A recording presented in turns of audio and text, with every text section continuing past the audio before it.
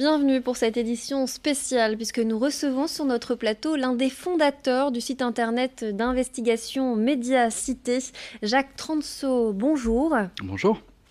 Alors, pour vous présenter en quelques mots, vous êtes avant tout journaliste, vous êtes passé par plusieurs rédactions, notamment La Croix, puis Les Échos, mais vous avez aussi dirigé le service Ville de l'Express. Aujourd'hui, vous êtes directeur de la rédaction de Médiacité. Alors, vous allez nous expliquer en quelques mots, donc Médiacité, c'est de l'investigation, des enquêtes, du décryptage dans plusieurs villes de France et notamment à Lille. Alors, quel type de sujet vous creusez au quotidien ?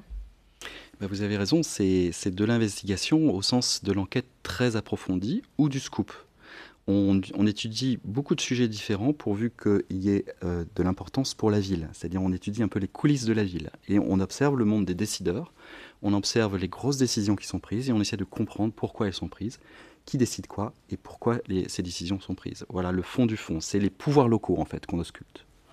Alors, avant de parler de votre dernière révélation, est-ce que vous pouvez nous donner quelques exemples justement de thèmes que vous avez déjà abordés, de choses que vous avez révélées depuis la création de Médiacité ? Oui, alors le mieux c'est de prendre des exemples lillois. On s'est lancé le 1er décembre 2016. Très rapidement, on s'est intéressé au LOSC, parce que le LOSC, c'est pas uniquement un club de foot, c'est aussi une entreprise qui changeait de main. Et donc, on a révélé les entreprises qui assuraient la transition, en fait, qui rachetaient le LOSC. Les entreprises de Gérard Lopez, le nouveau patron du LOSC. Et on a repéré qu'il y avait une cascade d'entreprises qui nous emmenait jusqu'aux îles Vierges britanniques. En gros, un paradis fiscal. Et après, on s'est intéressé à la fortune de ce monsieur et on a compris qu'il n'avait pas la fortune nécessaire pour acheter le club et qu'il l'achetait avec l'argent des autres. Voilà, le genre de choses qu'on a pu dévoiler. Voilà, c'est entre autres, il faudrait une émission complète pour parler de tout. Aujourd'hui, vous êtes surtout ici pour parler de votre dernière révélation. Elle concerne les Hauts-de-France et les pesticides. Vous avez révélé que les ventes de phytosanitaires n'auraient quasiment pas baissé depuis 2016, malgré le Grenelle de l'environnement de 2007.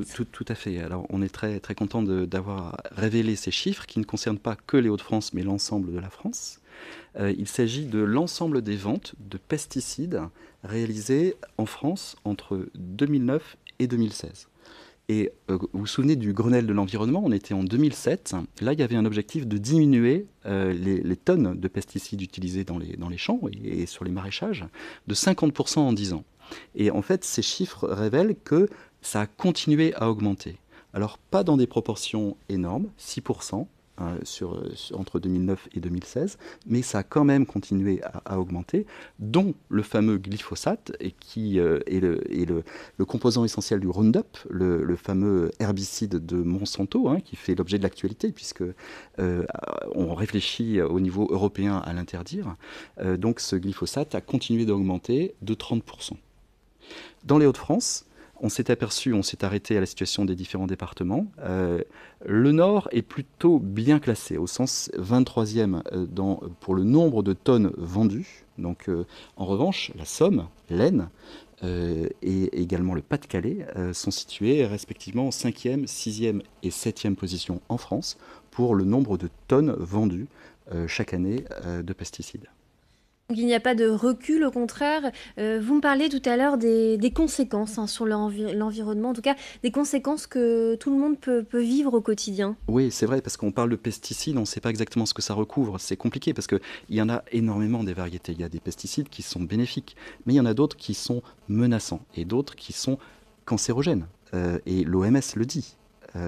Donc il y a des implications sur l'alimentation, sur les gens, mais aussi sur la faune, la flore.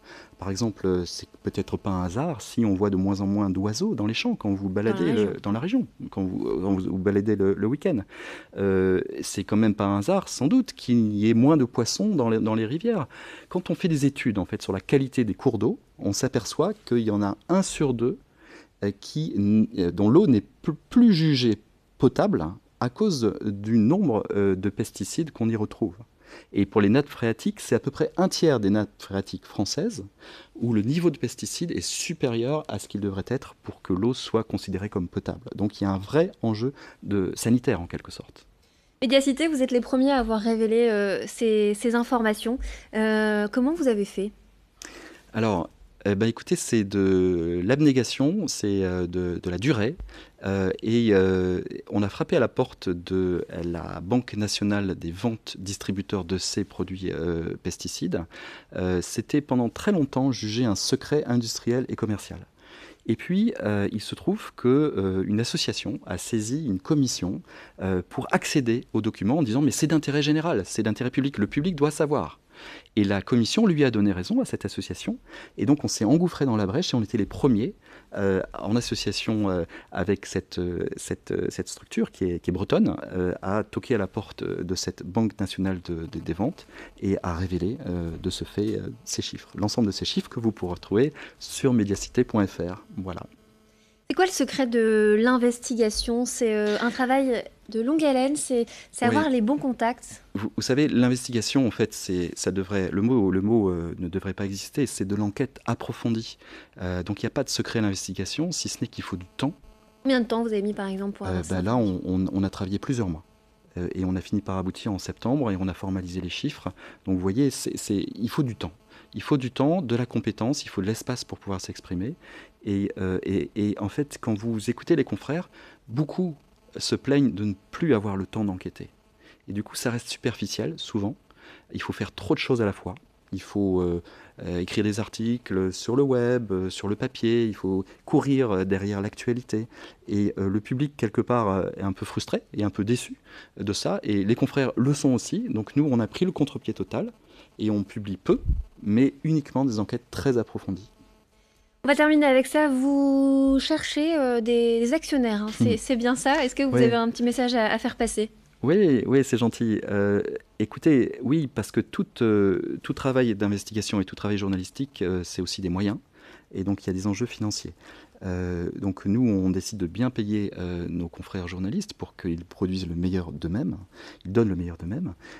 Et donc, on est en train de faire une levée de fonds. Et on a eu l'idée de proposer aux lecteurs qui nous suivent dans cette aventure de rentrer dans le capital à partir de sommes minimes, 500 euros, pour devenir copropriétaire de Médiacité. Je pense que ça a du sens que des citoyens soient avec nous dans ce projet. Voilà, eh bien, merci Jacques Transo, le message est passé. Vous pouvez donc être propriétaire, voilà, en tout cas actionnaire de Médiacité. C'est la fin de cette édition. Merci de nous avoir suivis. Merci.